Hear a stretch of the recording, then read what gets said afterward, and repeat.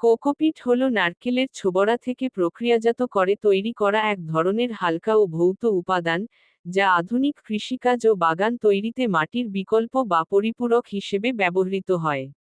Cocopeat কেন ব্যবহার করবেন? উপকারিতা: উচ্চ পানি ধারণ ক্ষমতা: এটি নিজের ওজনের প্রায় 8 থেকে 9 গুণ পানি ধরে রাখতে পারে, ফলে ঘন ঘন পানি দেওয়ার প্রয়োজন হয় না।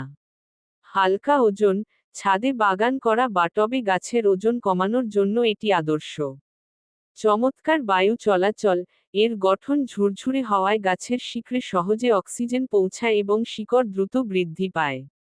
রোগজীবাণুমুক্ত: প্রাকৃতিকভাবেই কোকোপিটে ক্ষতিকর ছত্রাক বা ব্যাকটেরিয়া থাকে না, যা চারাকে পচন থেকে বাঁচায়। পুনর্ব্যবহারযোগ্য: ধুয়ে নিয়ে একাধিকবার গাছে ব্যবহার করা যায়। কোকোপিট ব্যবহারের নিয়ম: ব্লক ফোলানো: বাজারে সাধারণত শুকনো ইটের মতো ব্লক আকারে পাওয়া যায়।